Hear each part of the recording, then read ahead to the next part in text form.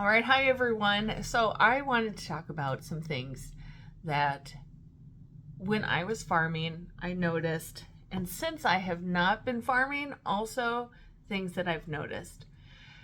How small farmers hurt themselves, as in hurting their businesses and hurting their profits, and other also organizations around the idea of wanting small farms, how they also play a role in hurting small farmers and allowing for farms to go under when they could be prospering.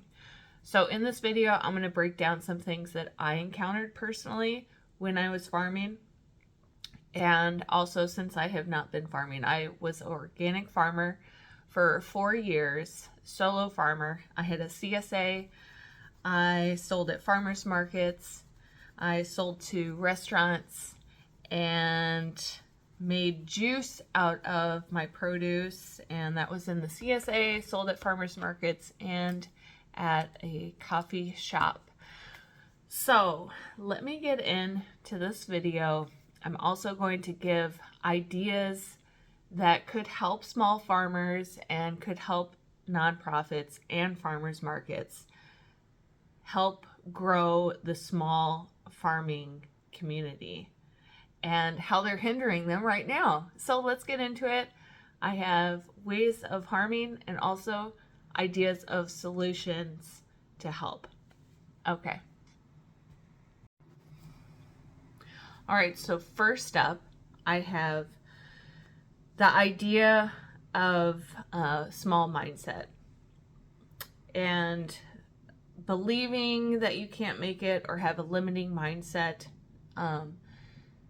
This is a huge factor actually for small farmers, and there are many reasons.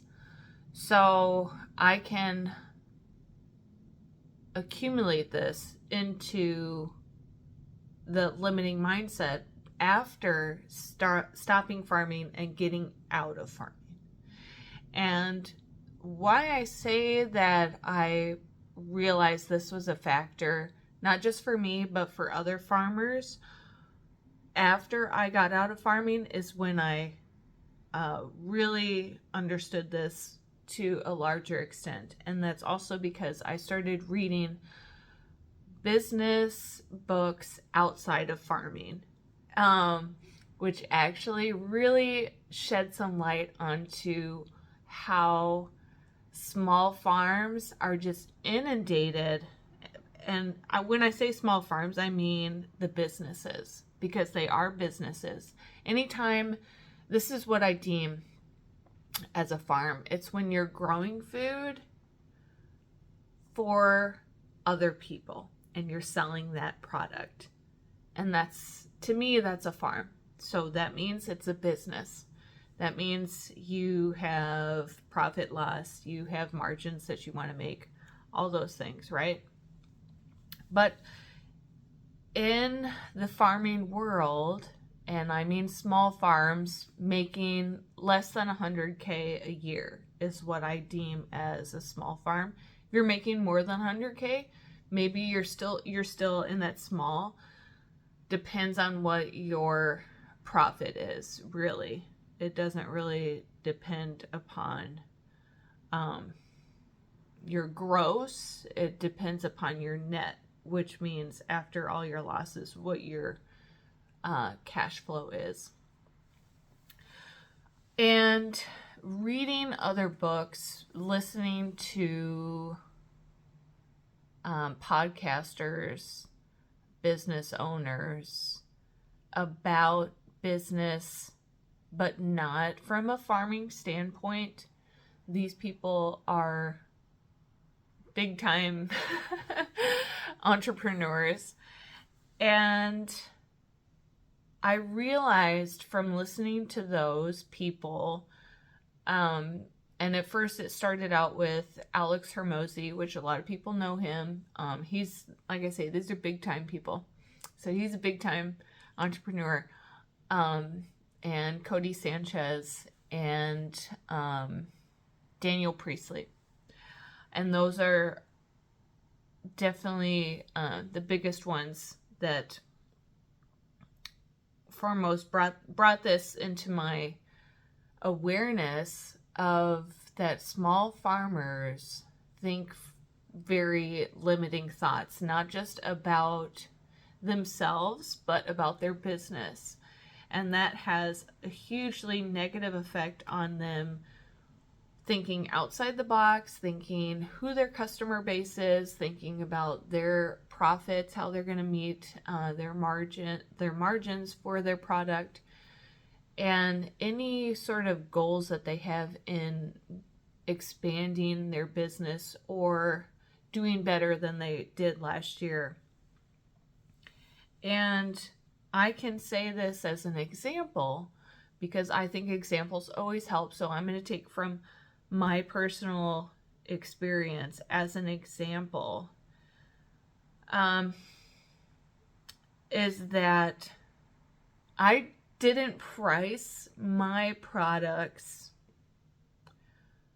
with what I thought all the labor that goes into organic farming. It's very hands-on. It's very time consuming because you're out there picking off bugs, you're out there making traps, you're out there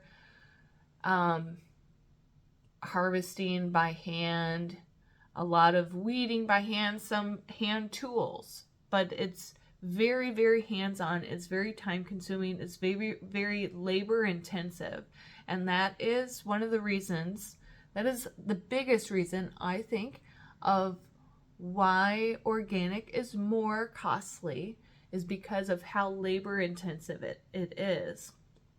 You're not just spraying herbicide to get rid of weeds. You're out there hand hoeing, right? You are not just spraying pesticides to get rid of insects. You are setting traps. You're going in there and squishing little eggs on the leaves. You're ripping off leaves and putting them in bags so then the eggs suffocate. You're putting traps out so the bugs fly in and drown in water. You are spraying neem oil. I did neem oil that was certified organic. It was fine to use, but it makes it so that the bugs can't adhere to the plant and they can't damage the plant, the product that you are trying to sell to people, and it can be washed off. It's not harmful for human consumption. It's not harmful for the soil, and it's not harmful to insects in terms that it's going to kill things. It just makes it so they can't stick on things. So you're using products, you're using ways to grow food that doesn't harm the environment, doesn't harm the water system, it does not harm the people who are consuming the product. And it's very labor intensive, but I did not price my product according to thinking in those terms. I priced my product according to what other farmers were selling their product at farmers market for. And I was the only sort of certified organic farmer at farmers market that I was at my second, third, and fourth year.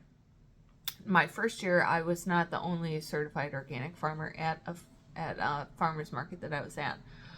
But I used what other people were pricing their product at that were spraying chemicals on their food, and they were selling their products at a cheaper price, and I was selling my product at the same price as them. But I was not doing any chemicals. I was doing very hands-on, all that stuff that I had mentioned.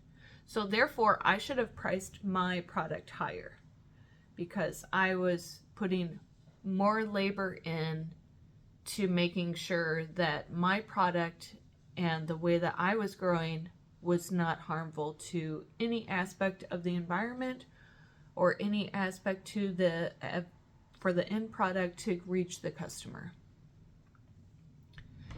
And that was my limiting belief.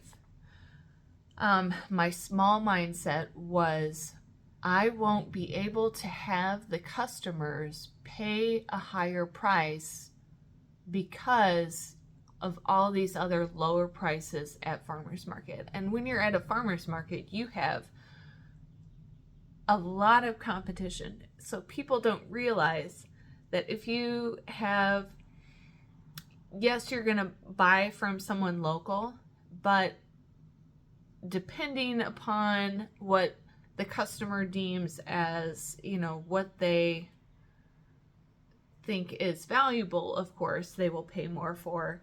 And if they don't think it's as valuable and they just want to shop at farmers market and they don't care, they're not seeing value in the hands-on stuff of being organic, well, they're just going to buy from anyone that's, doesn't matter, and they're just going to buy from anyone. But I was thinking in terms of, if I price my product higher, and selling at farmers market is so competitive to begin with, I will not have the customer base that I need to sell enough of my product, and I will go home with too much of my product and nowhere to sell it.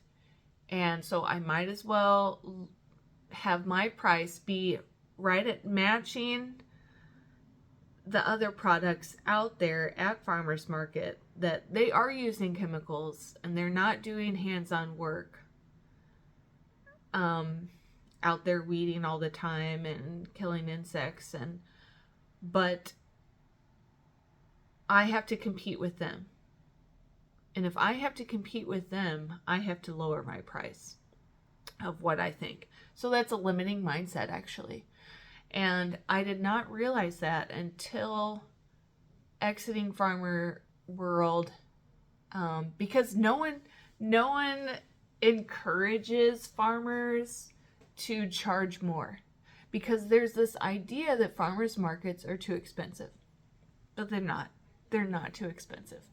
You get a ton of product for a set price. If you go to a grocery store and you're getting a bag of onions, and you get onions at the farmer's market, you're paying, if not the same price, you're paying cheaper at a farmer's market. And I've done research of products, and maybe not every product, maybe not, because I haven't done every single product, but I have done research on what a pound of, when I was really looking at things, I was like, pound of cucumbers, because I was selling like a bundle of cucumbers, right? And it was a pound and a half, 2 pounds for $4. And looking at other grocery stores around, organic cucumbers, $4.99 for a pound, even above that. That was the cheapest, actually, that I remember. And going off the top of my head of doing this a few years ago, for sure. So the prices are going to be different now in 2026 as they were from when last year I farmed was in 2022. So yes, the prices are going to be different, but this was at Walmart, and it was a pound of cucumbers, and it was $4.99 for certified organic cucumbers. And I thought, well, Walmart is notorious for underpaying in every aspect of the whole store. And they got praise one year, I remember, for paying farmers 1 penny more for tomatoes. And they were praised for that. I mean, come on, that's a slap in the face. And seriously, I can't stand how farmers are totally just not held at any sort of value in our society. They're the ones that keep us alive. They're the ones that keep you alive. And you are going to want to just chokehold them in terms of any economic value. It doesn't make any sense whatsoever, honestly. That's a different story. But I will say that this is one of the limiting mindsets, is one of the biggest factors that farmers are harming themselves. And I could go more and more into this, but I feel like I gave a good example of just me valuing the work that I was doing and knowing that my product was exactly to a standard of what I wanted, was cleanest thing I could ever possibly imagine for the environment, for the end user, and working 80 hours a week and not having anything to take home because it was going back into the business, and people still complaining about prices when I was like this. I mean, maybe I was 50 cents more. Maybe they were selling their cucumbers for $3.50 and I was selling them for $4. But I found at Walmart they were charging $4.99 for a pound, and at farmers market you were getting 1.5 pounds to 2 pounds for the $4. So really, the myth that farmers markets are more, it's just a myth. It's a total myth. And you can go out and you can find maybe cheaper things if you want, but just know that then the person that is growing your food is getting paid even less, and they live in poverty so that you can buy your produce, your meat for $1 cheaper, but they live in poverty. I mean, it doesn't make any sense. So pay your farmers, people. Pay your farmers. Get to know them. Get to know your farmers. When I stopped farming, I went to farmers markets and I asked them very specific questions. I can do another video on that, because asking questions about the way the food was grown, to me, it's very important, because that's what I wanted to put importance on when I was farming. That it's like, I don't take this lightly. I don't take our groundwater being clean lightly. Like, I'm not going to be a person that's going to dump something out and not think that in the soil it's gonna affect the, bacteria in the soil, the microorganisms, the fungal matter, and then go into the water, and then, it has an effect. It has negative effects when you put chemicals out into the environment. In all aspects, you're harming the environment, and you're harming insects, you're harming animals, you're harming humans, you're harming the water. Like I said, it just has a trickle-down effect, and it really does. So just go ask questions if you have certain, certain like criteria or level of what you deem is important for your food and your own consumption. All right, so limiting factor is number 1, and let's get into number 2, a way farmers are harming themselves. This small farmers. Let's be distinctive here. Okay, so number 2 I see as harmful is that small farmers do not collaborate with one another.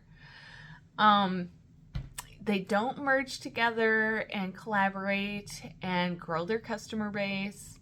They are very much so, this is my business, that's your business, and you better not come into my business to take my customers. That was my experience. And I presented some different ideas for sure to people, and realized that it was not the idea that I had in my head of, oh, this is a small, like, cute farmers market. Everyone's going to be sharing, like, what's working for them in their sales, what's working for them out in the field.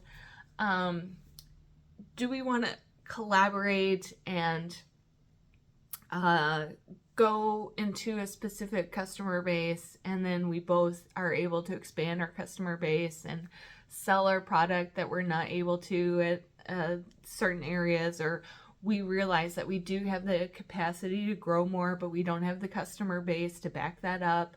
But then if we collaborated together, we'd have the customer base to back up growing more and justifying putting more of our resources into growing the business, which would happen if farmers work together.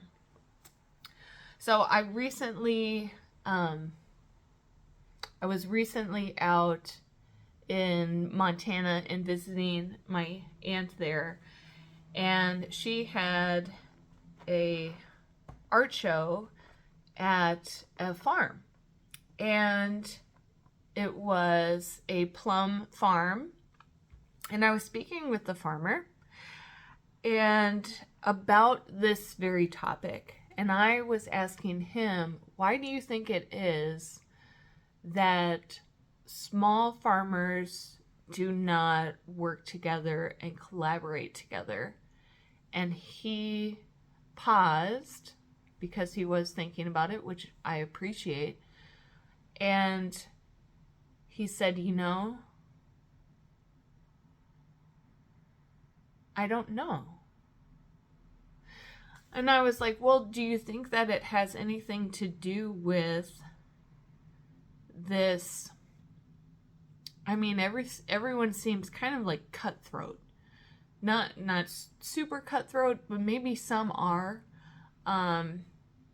Spreading rumors about people and their products, and just sort of weird stuff that you're like, it's not what I thought a farmer to farmer relationship would be like. I really thought it would be like, let's help each other out because we know how big the big guys are, and we're like way here and they're like way up here, like off the charts.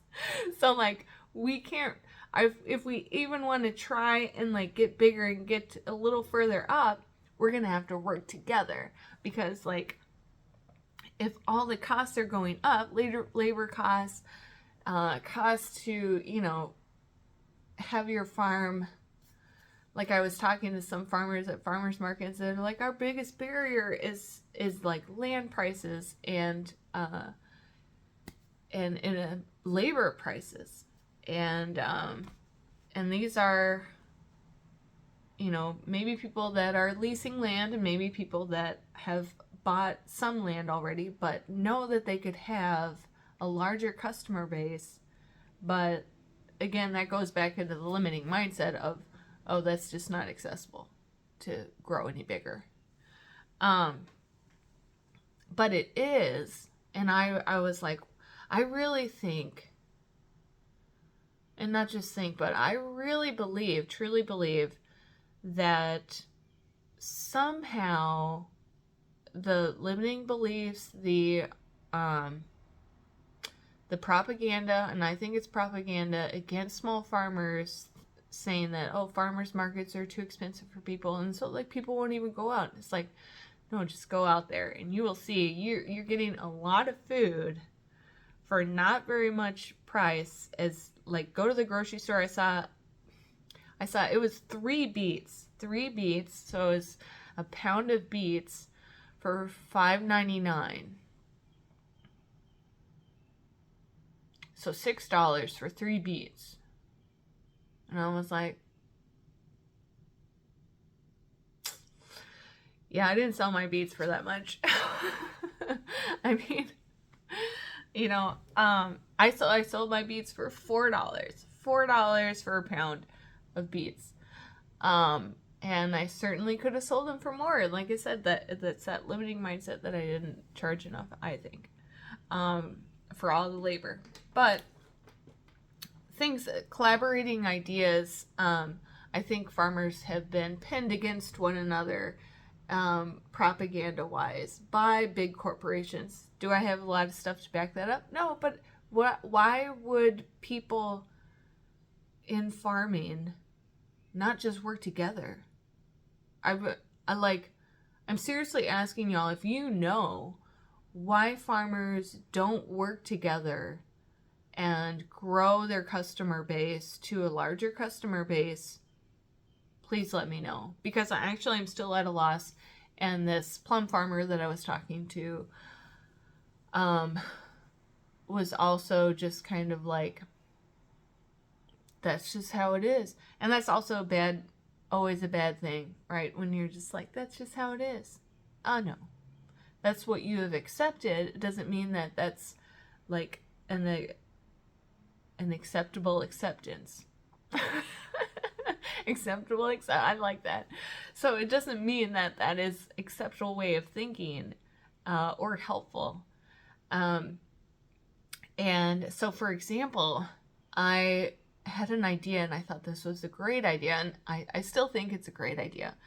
But instead of like each farmer having their own CSA and going individually, which you still could, you also join together and you reach out to all the corporations that are around you that have a lot of customers, and they have health programs that they want their employees to be healthy, right?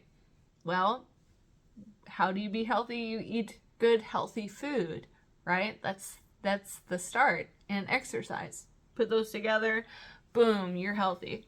I know that's very simple. It's more to it, but so I was like, what if we just like contacted all these businesses? We worked out how many CSAs that we could sell ourselves, and then as a group, what that number would be together, and we made an offer to all these businesses. We would deliver, and we could take turns delivering all this, right? Because one person from a farm going and delivering anything is just, it's a lot. Like I said, I was one person and working 80 hours a week, and that's no joke. That's just on the farm. That's not, I didn't do any off-farm job except for the first year that I farmed.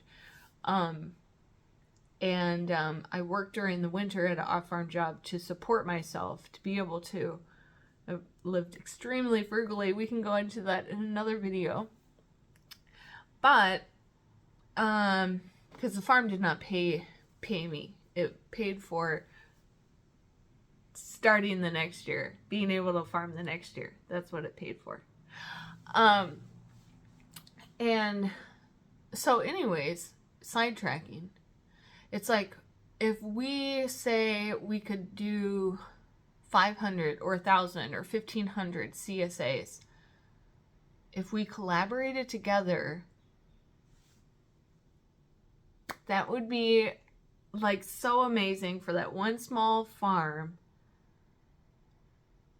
to grow. But then this other farm over here also to grow. And this other farm also here to grow. Why? Because we're making a larger customer base by working together. And it's not going to be cutthroat, because I was like, I'm always in the idea of like, the customers are there. The customers are there, but where are they? How can we reach those people if they're not coming out to farmers market? It's a very small percentage of people that go to farmers market, very small percentage of people that get CSAs, very small percentage of restaurants that buy from small farmers. So almost everywhere you look, you have a smaller customer base, but the customers are there if we think outside the box and we go elsewhere from where the normal system says for the small farmers to go, right? The normal system says you have these avenues to sell to, good luck. And there's 500 farmers and there's 10 stalls at the farmer's market. Good luck.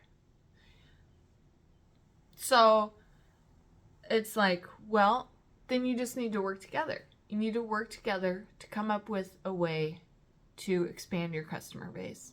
And I really believe that's possible. And I really believe that farmers need to start thinking about how they can do this and actively do this. Actively put trust in one another. And that's, I think, one of the biggest things is there's a low amount of trust from farmer to farmer. And that's also because of the limiting mindset of that there are so few customers. But if you think about the customer base is there, we have to find a way to reach those people. Who are they? Collaborate together and reach those customers. I really think that the small farmers can remain small as in separate entities, but I mean, if they wanted to, they could start a co-op. If they wanted to be more formative and be like this co-op of all these 10 farms, 10 fingers, 10 farms together are this cooperative, and they each contribute to the cooperative and build a separate customer base than their individual farm. They're gonna explode into a customer base that they had not been able to reach and would not be able to reach if they remained small. So that is number 2, is not working together, not collaborating together, and building your customer base together is number 2 reason of how small farmers are not helping themselves. All right, so let's get into number 3. All right, so reason number 3 is a lot like some of the others, but I'm going to separate it just because of wanting to really put a highlight on self-sacrifice. So people in the farming world, everyone's like, small farmers, like, oh, thank you so much, small farmers, thank you so much. And you think that, as a small farmer, you think that people really care. And maybe people really do. And it's not that I don't think people don't care, but I also know that it's like, it's one of those things that, yes, you care, but they have so much other shit going on too. They got to care about all that other stuff going on as well, right? So they're not thinking about what's best for the farmer. They're thinking about what's best for them, and they are thankful for that farmer, but they're still thinking about what's best for them. And this can be nonprofits, big one, we're going to get into that. And farmers markets, big one, we're going to get into that. And then customers, right? So, yes, they say they care. Yes, they say thank you. But farmers are really letting them get by with a lot of shit. They really are. So there's a lot of ways that these entities are like not helping. And maybe not the small individual customer really is what I'm talking about. I'm not really talking about them. Because anyone that comes out and makes a plan to buy a CSA and go pick up that CSA, to go to farmers market and shop at farmers market, make time and do that, that's above and beyond really what I think. I think, like, the world that we live in is not really set up for conducive for you managing your time around a business that's only open 1 day a week for a couple hours a week. And some farmers markets are 2 days a week, a couple hours each day. But that is in itself, I mean, it's a commitment for customers to come out. Basically, plain and simple. So I'm always thankful for people making a point to go out to farmers markets. Or picking up a CSA, buying a CSA and picking up that CSA. That's a specific time, place, date that you're always meeting that person, that farmer, that employee at to be able to pick up your food. That's a commitment, and that should not be taken lightly. That is really amazing when people do that. And so I think that are thankful, those people. But I just mean in a larger scale of people say, oh, well, I am thankful for the farmer, but I don't want to pay that price. Okay, well, maybe that's fair. But if you are not going to pay that price and the farmer has bills themselves, but then they can't pay those bills, that farmer is going out of business and you're not going to be able to have the food that farmer produces. And even if you weren't buying from that farmer, that has an effect on the other farms as well. That means that you're probably buying from someone else, but you're buying the cheapest thing possible. And the only way that you can have really, really cheap food is really, really cheap labor.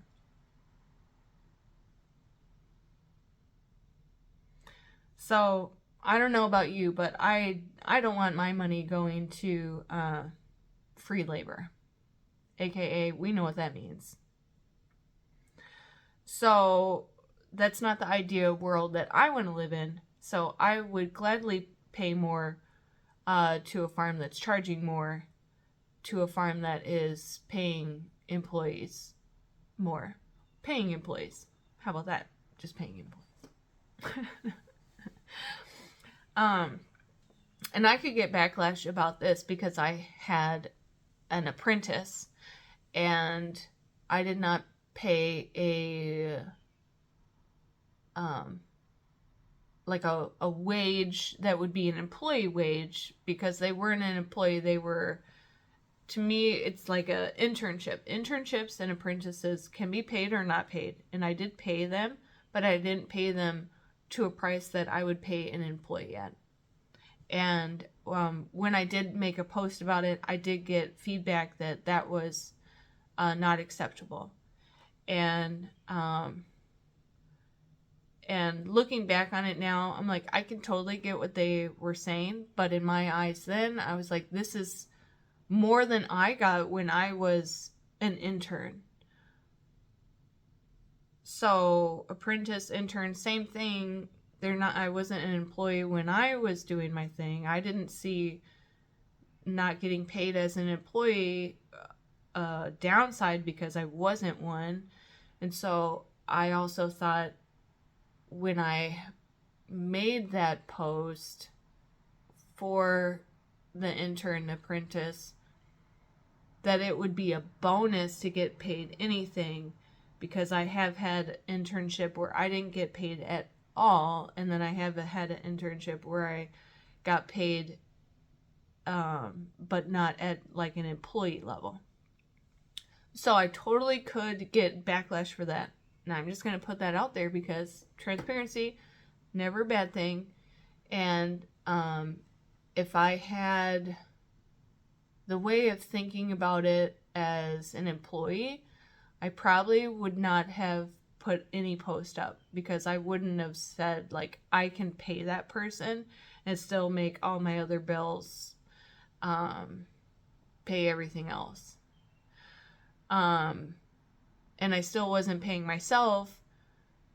And it was one of those things that, in retrospect, it's like, did I do the best thing? I don't know. I probably could have done it better. Because you always can do things better in retrospect. Maybe not always, but a lot of the time. And so, yeah, that's my thoughts on that right now. But, thinking that you have to sacrifice yourself. That's the main thing about this one, right? So, sacrificing yourself in order to get somewhere, I have no problem with. I don't see that as, or sacrificing, certain things to reach a goal. And I've been doing that for the past few years, working a lot at a job to get to a better place financially. And that means that I am working a ton. I have a very set limited budget, and I told the farmer, it's like I'm still farming. because I have a very limited budget and what I can spend food and rent and everything. But I'm not farming. But farming taught me how to be frugal and very selective in my spending.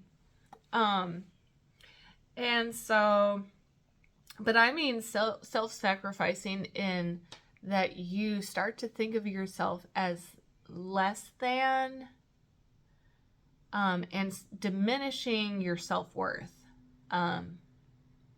And this happened to me, and I saw it in other farmers just by the way that they acted. And this is not everyone, but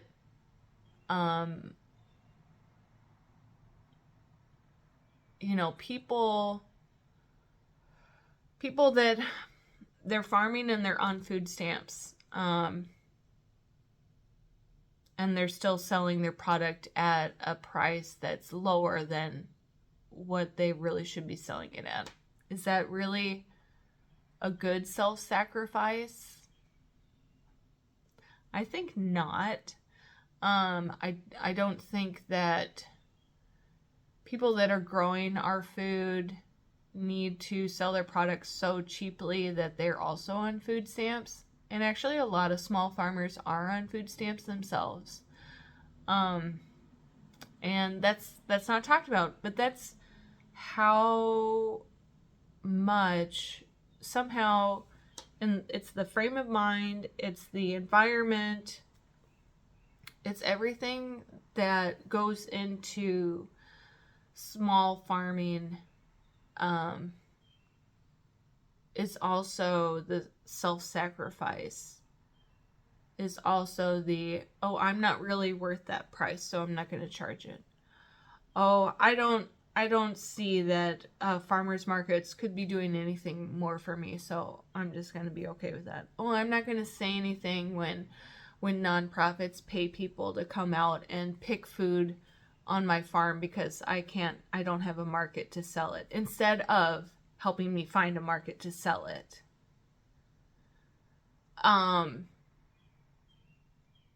And so we're going to go into that nonprofit thing a little more because that one just really irks me. But that is number 3. Just think about how much of a self-sacrifice that you're making in your farm as a farmer. And if you're overextending that sacrifice to that it is a detriment and harmful to the way that you're thinking about your business, the way that you're thinking about yourself, and the life that you want to have versus like the product that you make, and just all the aspects of farming. It's not just financial, but financial is a huge part of it. It's like, oh my God. And the time and the labor, the stress. So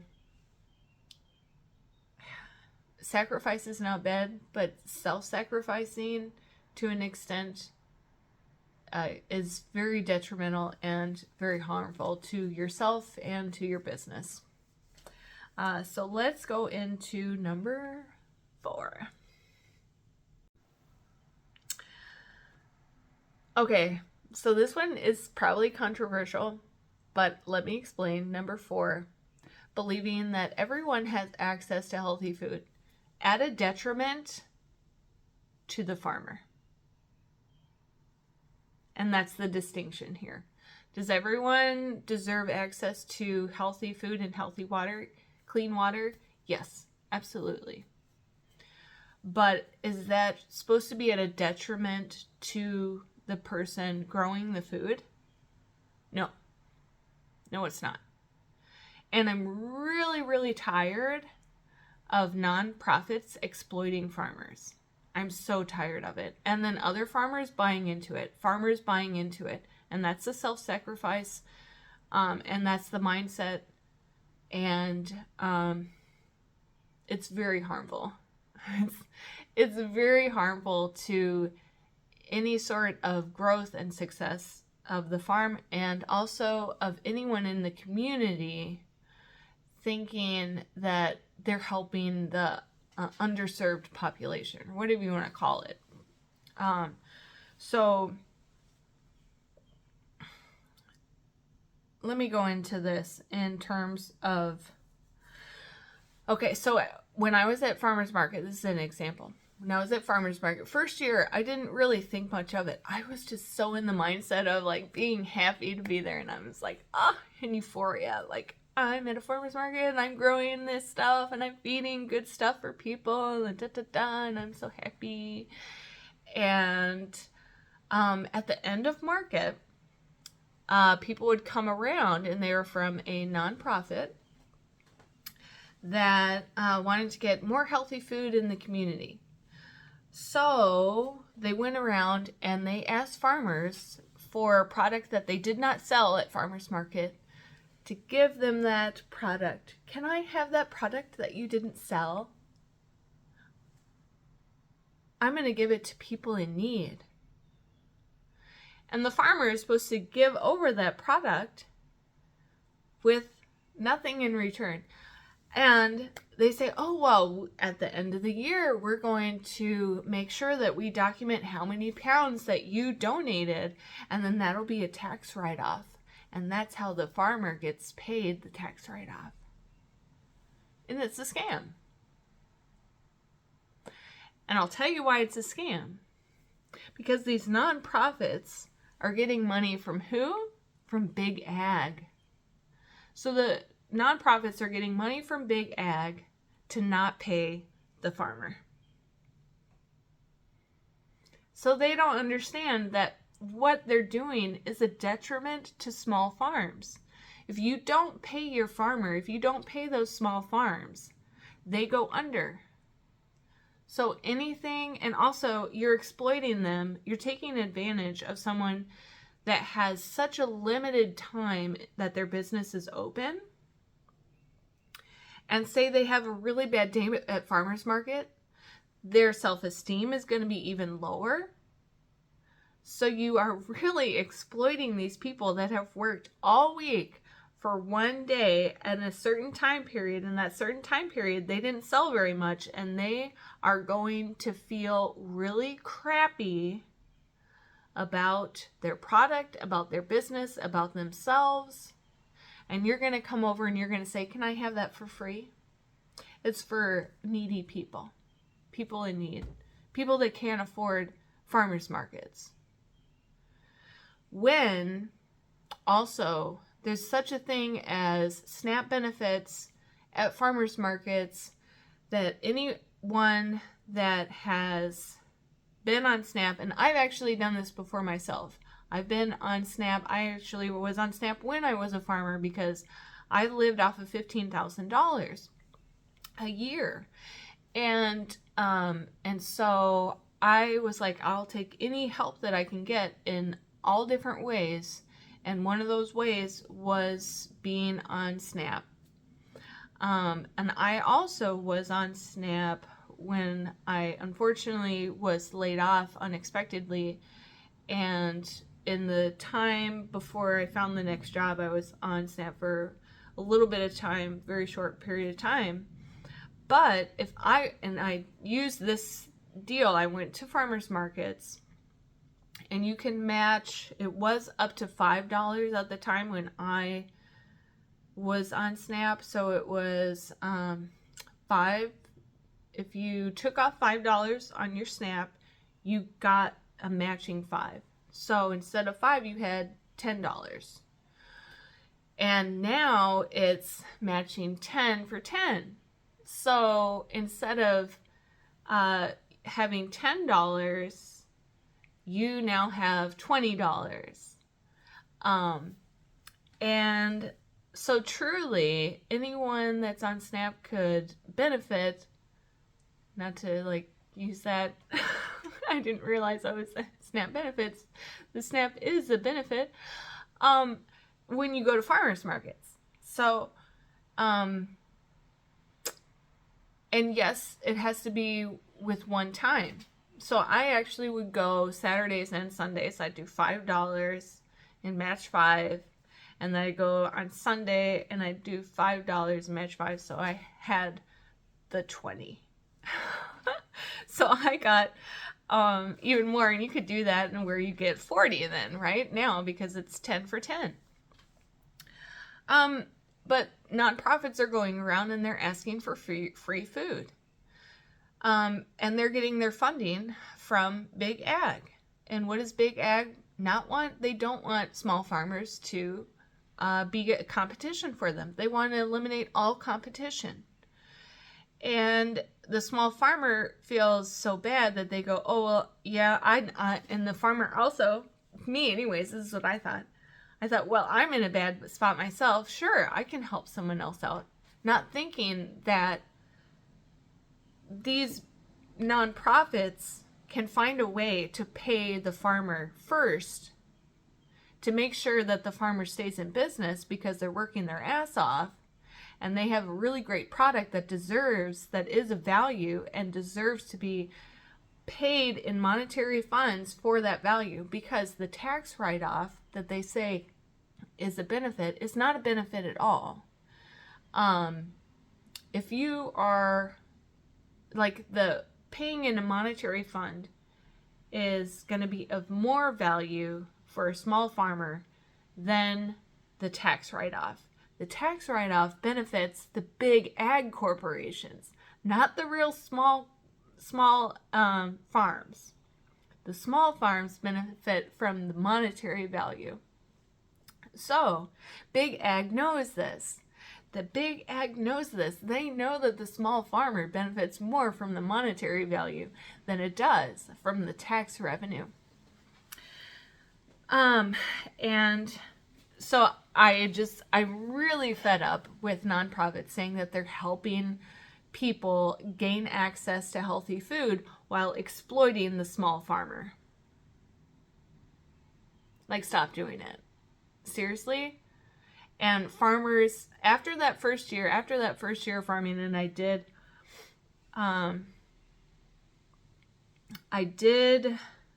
give to the food donation thing.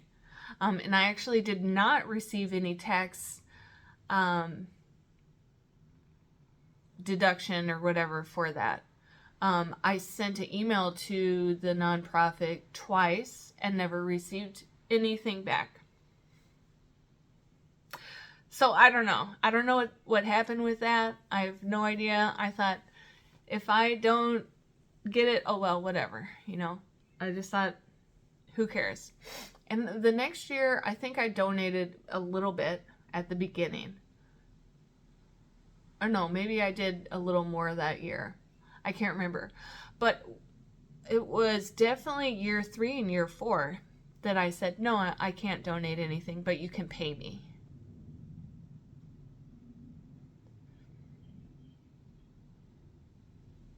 And the people looked disgusted at me.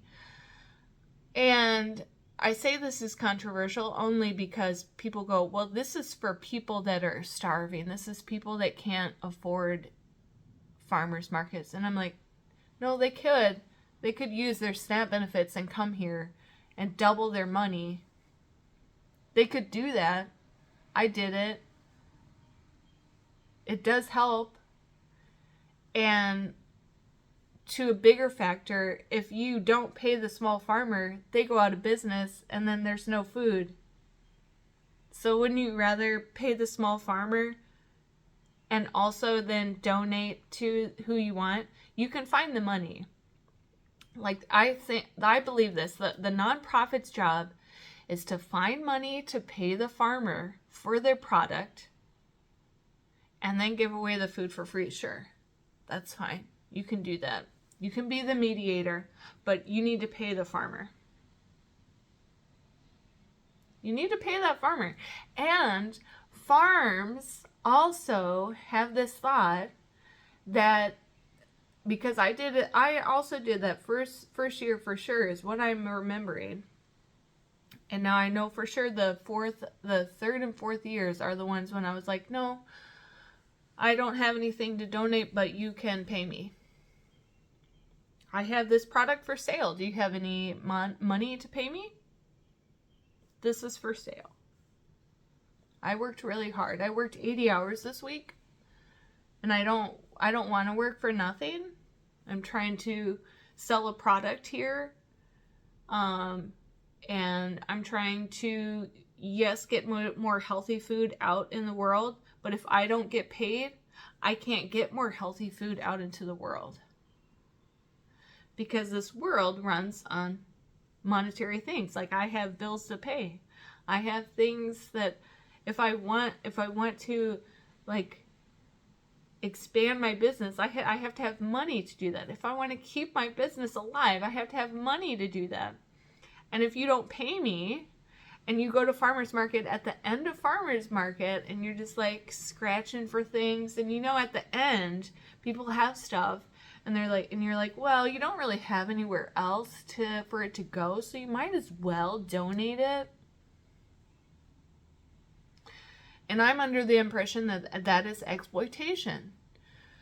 You are taking advantage of someone's position and using it for your benefit, but it's not really benefiting the person that you're taking from. It's not benefiting them.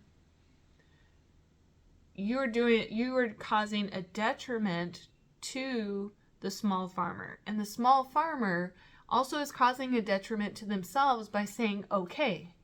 So all the small farmers out there, you need to say, find a way to pay me, and I will certainly be happy to have my product be given out to others. But if you don't pay me, I cannot do that. And it's not also just about monetary, it's also about if someone feels low about themselves and then they give, it's just going to make them feel even less. It's just going to make them feel even more like all their work is of less value. And that's not what we need small farmers to feel like, less valuable. We need to have them feel even more valuable, because they are. Because they are making sure they're the ones being actually in a position that they're being watched over to the max, not these big ag corps. I was talking with another farmer out in Montana when I was there, and he's a cattle rancher, and he is retiring, and he has made a plan for some other people that want to take over his ranch, making that accessible to them financially by leasing to them, and then creating a period of over 30 years that they can gradually purchase his farm for a third of the value. Amazing person to do that, for sure. And not all farms are going to do that. They want the max amount of value, but he understands that the small farmer is extremely important. And he said the big ag is highly efficient. And I said, well, maybe they're efficient, but at what cost? At what cost to the consumer? Because the small producer did not create the grass-fed and finished idea.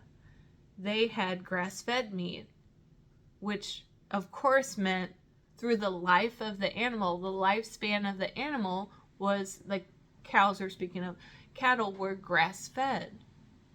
It was the big ag that came up with, oh, at the end of the cattle's life, we're going to pump them with GMO corn, and we can still say it's grass-fed.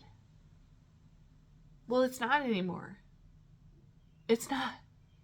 But that's where the grass-fed and finished part comes in, because yes, they were found out about this, but what my point is, they're always skirting around something. And they're not coming, like the small farmers are not coming up with schemes to skirt around things. They're like, this is, like me, I'm like, it's organic. I don't use chemicals. I don't use this stuff. Everything is by hand. I'm not using like all these sprays, and I'm not, doing things behind someone's back and then calling it something else. That wasn't happening. That wasn't even in my mind that I would even do something like that. It is in the big ag's mind to do stuff like that. So I said to him, I said, that's the downside here, is that the small farms are being inundated with, oh, you've got to have this labeling and you've got to have that labeling now, and you have this certification and that certification, all because the big ag is trying to skirt around stuff, not because the small farmer is trying to skirt around stuff. So anyways, that is a tangent. It doesn't really have to do with the healthy food part necessarily, but it does in terms of, this also goes back to the mindset of farmers hurting themselves, right? In terms of they're competing against the big ag, and then they have these nonprofits that are working for the big ag. Even though the nonprofits think that they're not working for the big ag, they are working for the big ag. So the small farmers need to be like, hey, nonprofits, you need to pay me. You need to pay me in monetary value, not in this tax write-off crap. Because that tax write-off crap is for the big ag that you work for, that you get your grant money from. We know where you get your grant money from. We know what they want. They don't want any competition. But if you want to help the small farmer, if you want to make sure that the small farmer is getting the most out of their product that they can, and you want to ensure that the healthy food really does reach the people, and that's what you're about, is healthy food reaching the people. Small farmer is also about healthy food reaching the people. They really are, but not to their own self-sacrifice, not to their own self-detriment, not to hurting their business, not to making them feel less of value, and then you targeting them at the end of farmers market when they have such a limited time to sell their product once a week. Think of what if your business was only open once a week and you also had 15 other businesses that sold the same things as you, and you had to live off of that. That's what farmers are doing. So we need to praise them. We need to give them all of the praise. We need to, if they're asking for a dollar amount, we need to give that to them. We don't need to say, hey, can you donate this? And nonprofits out there, y'all need to stop that shit right now. And you need to pay the small farmer. Pay the small farmer. Because they're not going to be there. And you are a detriment to the small farm. And small farmers, you are a detriment to yourself because you're not standing up for yourself and saying, no, I will not donate, but if you pay me something for my product, which I am selling right now, this is my business, then you can have it, you can give it to whoever you want for free. I'm totally for people living healthy lives, and that healthy food is accessible to people. Absolutely, but not to the detriment of the people making way below what they should be making, that they're growing the food for us to live. I'm not for that. So nonprofits, you have the money to pay the farmer, pay the farmer. Also, I did sell my product at a lower price. I did do this to a food bank. Okay. And actually I had no problem with it. It was $1 a pound. So pretty low. And I would go there when I had things that was like an abundance of something, and it was like, I can't sell this at market. I'll take it over to the food bank. And if they can take it, great. If they can, it's going in the compost. And That's just how it was. I could eat some of it, but I mean, like 50 pounds of cucumbers, that was, I mean, where does it go? If you don't have backup for things, then you just don't have a place for it. And that's the exploitation too, is, you're taking advantage of someone that has such a limited market. And yes, it's also a detriment to the farmer having a limited market, but also, I mean, right, it's so intertwined. So that's also kind of what we're going off of here. All the things are intertwined. But the next year, I did not farm, so it was 2023. This food bank sent a message out, and it was like, wanted to do a survey. So I did the survey, and I said, pay farmers more. So pay farmers more than $1 a pound. Was what my feedback was, and my feedback was that because even so, I had saved the 50 pounds of cucumbers, so that's $50 extra. That took me an hour to drive there, an hour to drive back, which 2 hours away from the farm I could be doing something totally else. So it's not specifically like worth my time economically, even though it's like I wanted my product to be going to something good. Instead of just the compost, which is also good, but you know what I mean? It's not that I don't want to help people that can gain access to food. It's that I think there's an exploitation happening when you don't pay someone anything. And so I did say pay more for the product because, and I gave the explanation of, being away from the farm, it's a lot. And harvesting and washing the product and not just having it die in the field, or it's great that I have another place for it to go, but if you paid more, that would be even more of an incentive for farmers to come out. And then they sent an email the next year, 2023, their prices were going down to 40 cents a pound.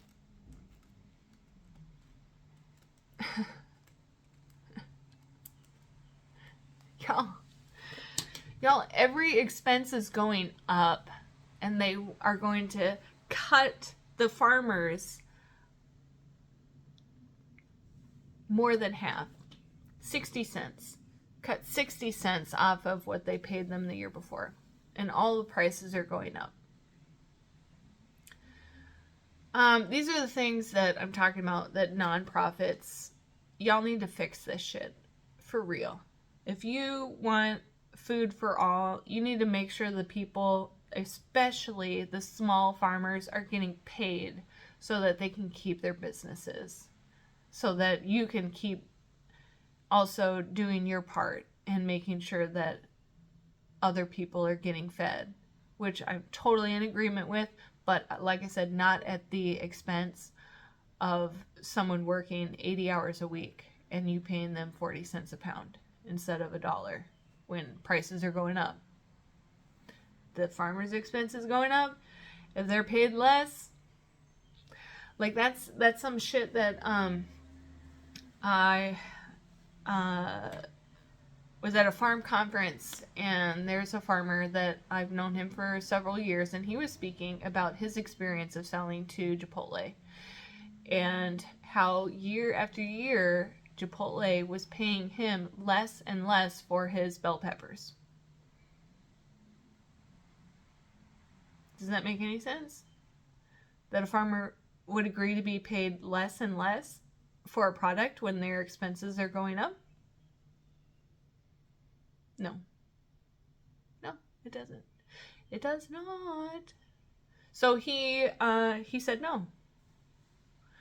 After the third year that it went lower, he said, no, I can't do that. This is the price I can sell it at. And they said, well, we'll find someone else then. So that's another thing. Farmers, y'all need to say no. If every farmer said no, things would change. You would be paid better if every farmer said, no, that's too low. That's too cheap. I'm not going to be that. I'm not that cheap. I'm not that cheap, honey. You got to pay the big bucks for me. Right? I mean, come on. So you're doing it to yourselves, farmers, partly by not saying no. By saying, okay,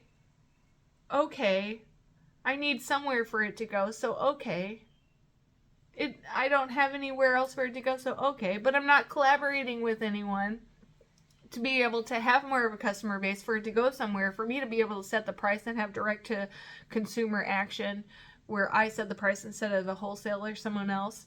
There's no exploitation. There's a real set price that is of value to me and value to the customer. That can happen. That can happen. So nonprofits, you are hurting farms. You're not helping.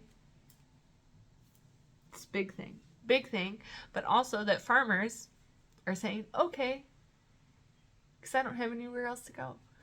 And also the other thing, there is something that started after I farmed, which I was like, this is made me really, really pissed off. Like, and I can get really pissed off about this because I know how much work goes in, and the exploitation happening to small farmers is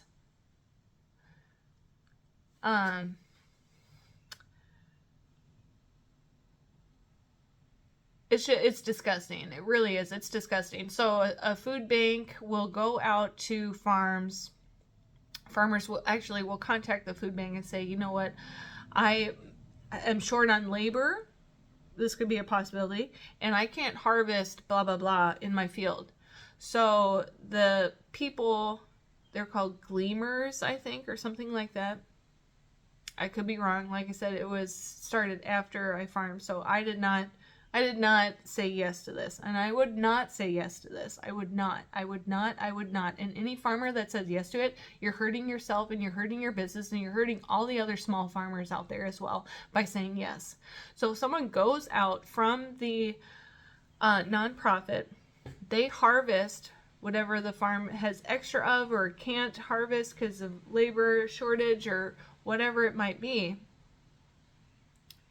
And then they pay the farmer a cost that is despicable.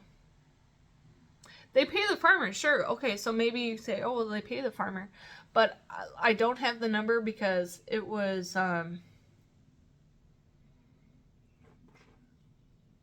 it came out after I farmed, so I didn't pay much attention to it. But I thought, how disgusting is that? And they're like, well, you know, we are doing a service to the farm because they would just have that go to waste. You could say, okay, sure, maybe. But the amount that you're paying them, because I remember this, the amount that they're paying, the farmers are being paid is still, like, disgusting. And I don't use that word lightly, but it really is. It's disgusting in terms of, you think of all the time that they put into growing that product. And no, they don't have to harvest it. They don't have to clean it. They don't have to find a customer for it. But wouldn't it be better if you paid them a little more and then they could feel better about their product? They could find a way to pay for labor to be able to harvest that product and clean that product. And wouldn't it be better if you helped them find a customer base for that product? That's what nonprofits need to do. They need to pay the farmer more. They need to help farmers find more customers that will pay them more. That's what you can do, nonprofits. And if your goal is to feed people that you want to be able to have free food access, that's fine. But you have the ability, nonprofits, to make sure that those small farms get paid first. And get paid, I would say get paid what they would sell it at farmer's market for. A direct to consumer price, not a wholesale price. Because wholesale prices for small farmers, and I'm talking, this is small. So, few acres maybe, right? Maybe not even a few acres, maybe even an acre farm. But like I said before, it's like people that are making 100 or less. But really that's not really a good way of understanding a small farm either, because what makes a small farm able to go to the next year, just like any business, is the cash flow and how much they're netting, not how much their gross is. So their gross could be 100, but their net is 10. So they're spending 90 of it, right? So anyways, small farms also, they don't, as I explained before, they don't make their prices like an exuberant price. So if you have a direct to customer price and then a wholesale price, that direct to customer price that the farmer would set is definitely not exploiting the customer, whereas the wholesaler would totally exploit the farmer, and the nonprofits are exploiting the farmer. All right, so I believe in farmers banding together and demanding that nonprofits treat them better.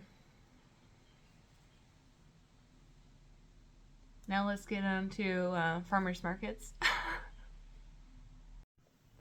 Thanks for staying with me, all. This is a very long video, I know, but I have so much to say about the subject, and I can totally break it down in a different way, but I just thought I'm gonna roll with it. I'm gonna go with it. I'm gonna say all these things, and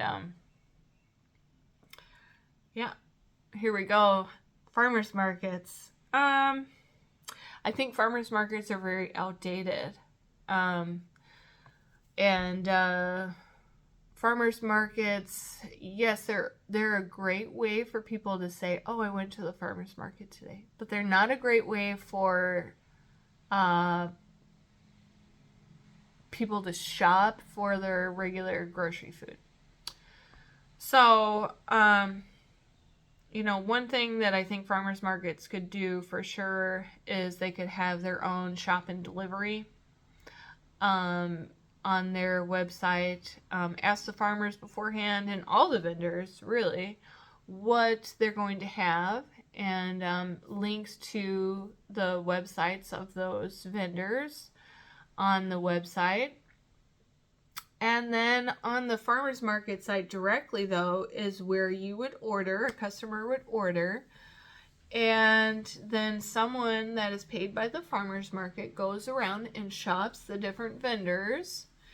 And so how they would shop the vendors, because every vendor has their own payment system, right? So you're like, well, how does someone do that? Well, the farmers market has their own payment system that they would give the vendors. So they have tokens that they would give the vendors in exchange, and then the farmers market makes one bill for that customer's order.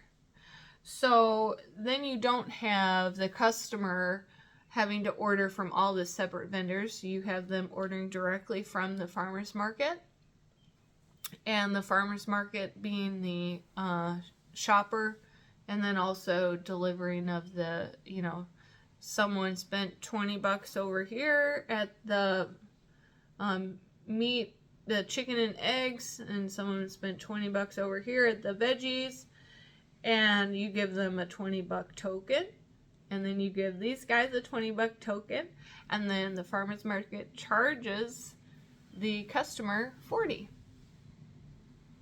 Or the customer already pays because they paid online, right? But you know what I mean? So then after the end of market, and actually it's the end, well, how it worked before, which it could work or it could be every week, but it was every month that we would give our tokens to the farmers market. And these tokens actually were $5 or $1. But the farmers market could totally make higher price point ones. Or they could write out a voucher, because sometimes it might be, oh, this person bought $12 and it's just easier to do a voucher instead of a 2 5s and 2 1s, right? And give the tokens to the, so there could be vouchers, right? And then the farmers market person that's the shopper for the customer online, they just write out on the voucher, give that to the farmer gives that back to the main booth at the farmers market, and then they receive a check at the end of the month for all the vouchers.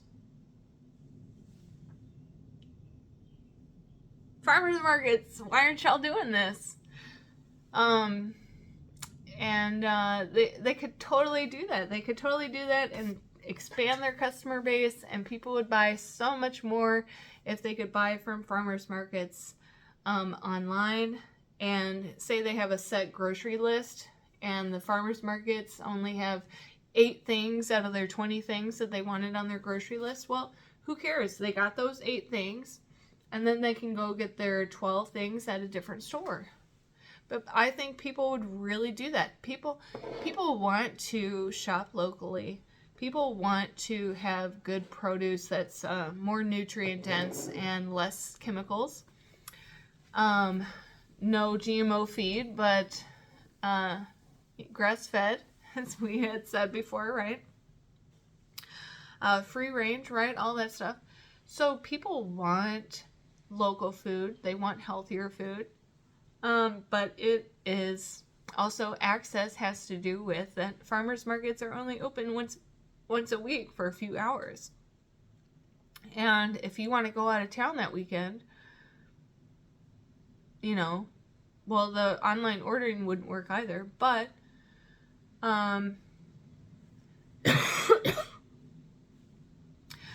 say you're going to be back Sunday. Well, you could still order on Sunday and have it be delivered, and when you get back later on Sunday, it's there. Just like if you ordered at a different store and you weren't there at home, but you're going to get home later and it's there later. So I think farmers markets could do a lot more in terms of expanding the customer base that farmers markets have already. They can reach a wider audience, and they're not doing it. They are just, I don't know why they're not doing it, but I think small farmers could also encourage farmers markets to do that. And there's I wanted to do like a farmers market delivery service, and it was like no one was interested.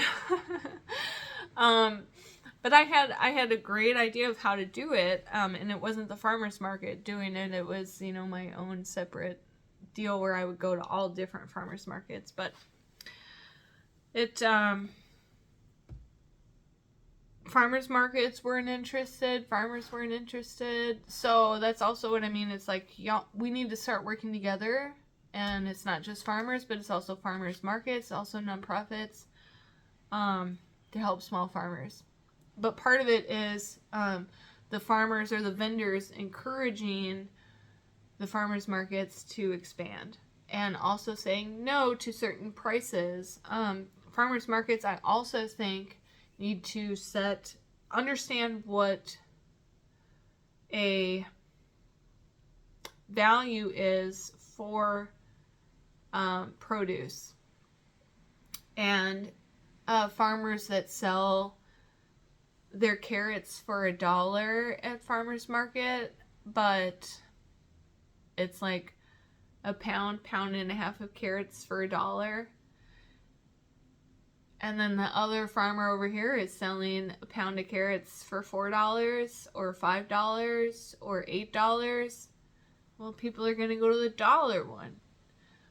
So I think, and maybe people would be mad at this too, but I believe that farmers market should set a bare minimum price for things. If you have a lot of vendors with a lot of the same products, and so that would be veggie vendors. That's what I was, right? Small farm veggie vendors. And also farmers markets do look at if you are local. So people think, oh, well, they're not local. Da, da, da. Yes, they do look at that. They look at where your farm is and how far away, and you sign that this is your legit farm, and they have every right to come visit and every right to inspect what you grow, and if you're growing everything that you sell. They 100% can go and check you out and see if you are legit or not. So if anyone is afraid of not getting, food from a small farm, and that the farm is just like a reseller or something, well, you can ask the farmer's market manager or someone at the main farmer's market, that farmer over there, I'm wondering if they're growing all their stuff. And have you inspected their farm, that they're not a reseller? That they grew all that stuff. Can you verify that for me? And if they say, yes, they have been verified, well, there you go. Or if you say, no, we have not verified them, we don't see a reason to, but if you think there's a reason to, we can look into doing that. And in the meantime, you're free to buy from someone else, if you want. I mean, there's a lot of people, so you could totally shop from someone else if you think that one of the vendors is not legit. Okay, fine. Shop from someone else then. But you asked. I mean, and farmers market, you signed that it is totally legal for farmers markets to come and inspect your farm.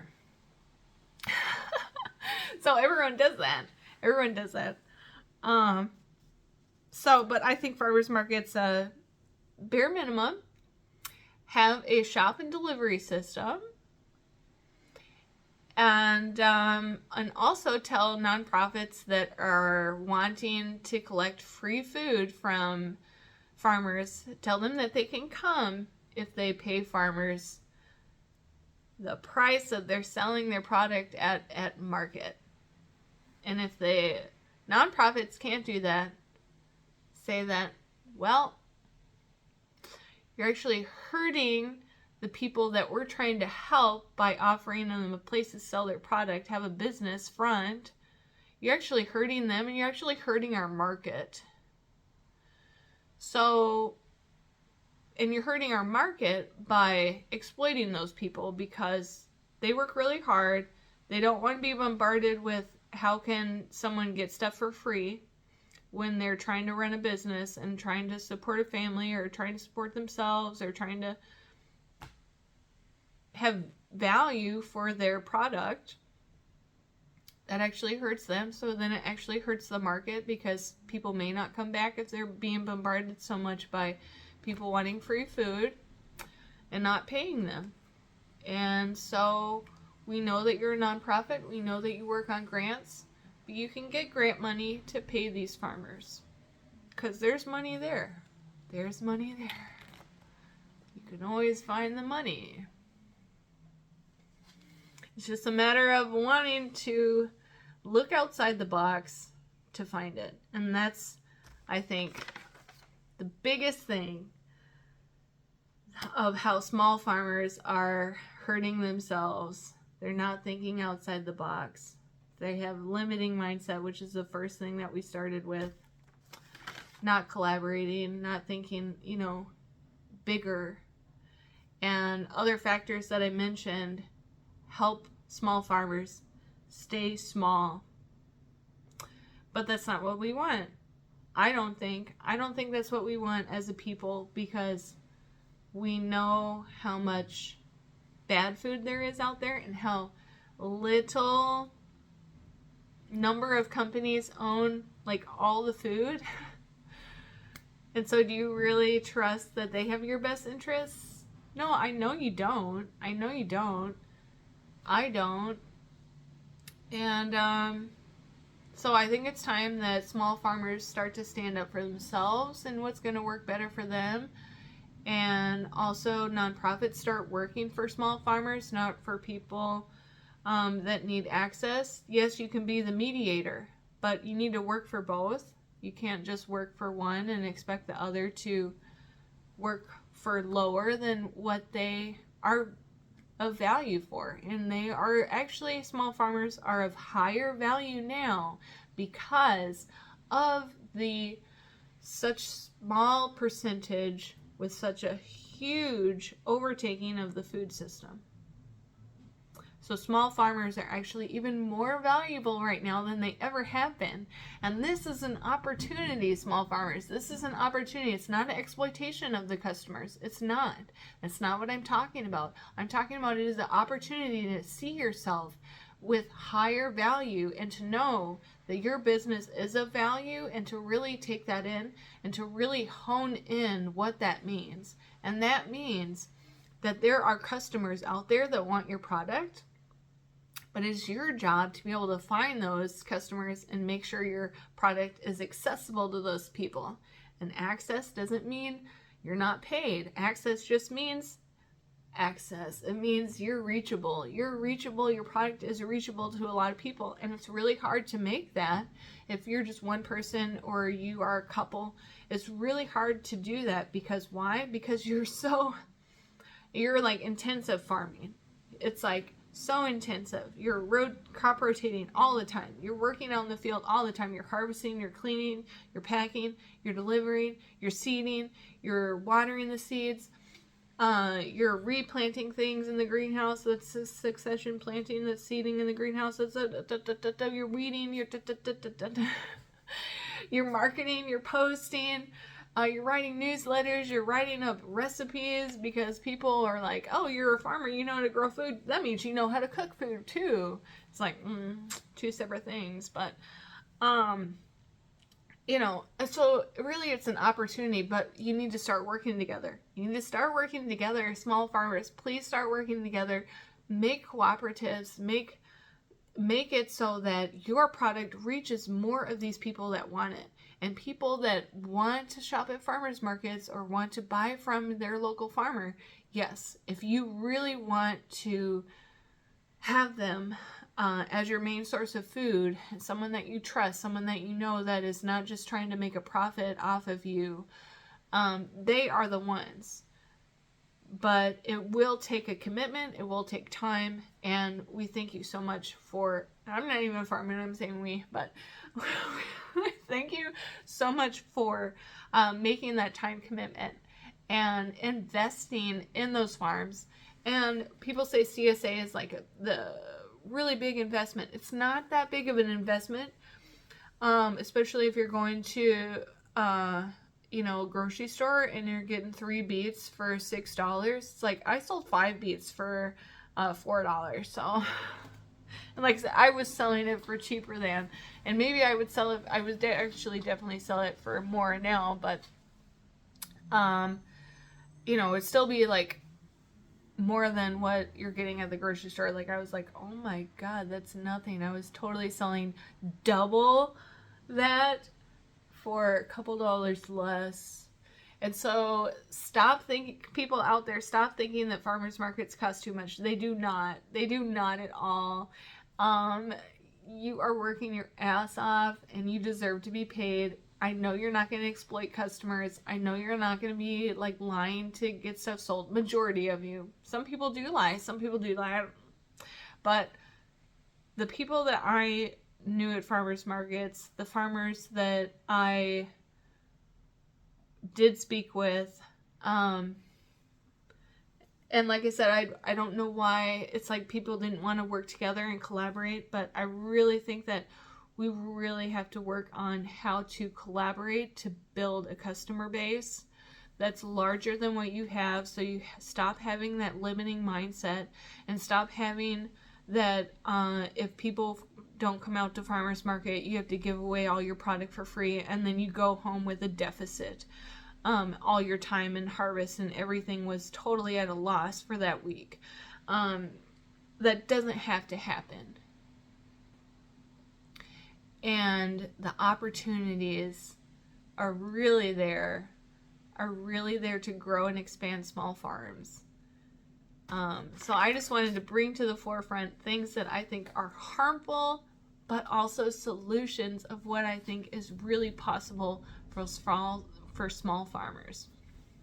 So I hope this video is helpful, and when I come up with inspiration of another video, I will put it out there. But until that, I have a lot of videos that I did helping my parents with their garden over the past few years, and how to start from grass to a beautiful garden if you are wanting to grow your own food using organic, permaculture, and regenerative farming, growing practices. I say growing too because gardening is not farming, and farming is not gardening. Oh, that could be a video, because I was a gardener and then I became a farmer. So the distinctions, we could do that too. And market farming or market gardener, why I cannot stand that term. All right, bye everyone. Take care, and shop local and support your farmers. And farmers, support yourself. You are of value, very, very high value, and thank you.